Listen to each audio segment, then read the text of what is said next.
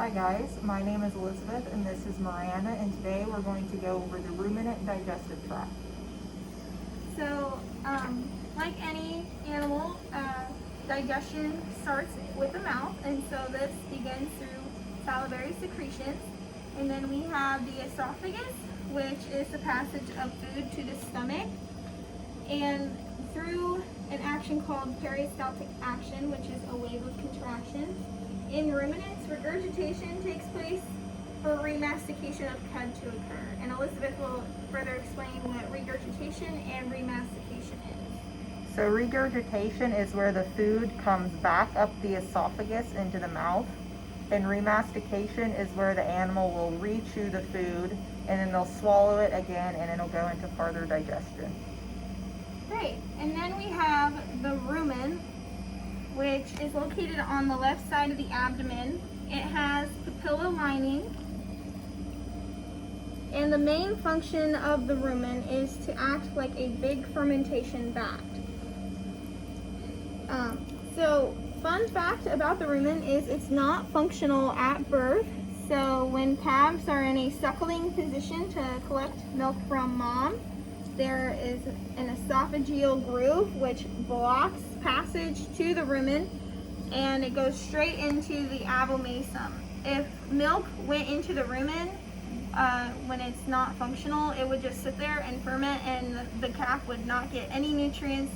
So that's just why it goes into the abomasum, because the abomasum is functional at birth. So physical mixing also takes place in the rumen.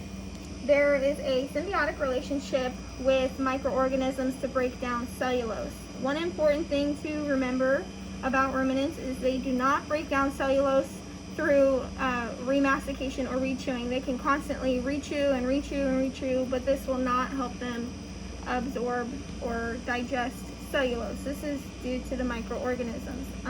The reason why they rechew their food is simply for particle size. Without the microorganisms, ruminants would not utilize cellulose in their diet. And what happens to the cellulose is it's broken down by the microorganisms to produce volatile fatty acids, or VFAs, amino acids, and proteins. So let's show them a little bit of the contents in here. So this is what's inside the rumen. Next we have the reticulum, which has a honeycomb appearance, and this facilitates large particles from small particles, forming what is called a bolus, so just a ball. And this bolus is what is regurgitated and then remasticated.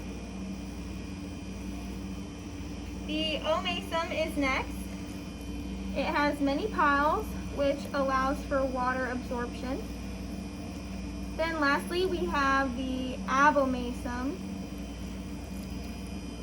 and this is the true stomach of the ruminant. This mixes and stores food. It initiates that protein and fat digestion through HCl secretions. So these are the 4 compartments of a ruminant. So after going through the abomasum, we have the small intestine. And this is where a majority of digestion and absorption take place. It starts with the duodenum, and this is mixing that gastric digestion and increasing the pH. Pancreatic secretions take place here so that the pH increases, since the digestion is coming out of a very acidic place and going into a more basic environment. And this process helps protect the rest of the small intestine. And then we have the jejunum, which is where majority of digestion and absorption take place. And then lastly, we have the ileum, which is where some remaining digestion and absorption take place. Lastly, we have the large intestine, which consists of the cecum and the colon. The main function is the absorption of water, and we can see the blind sac of the cecum right here where it ends.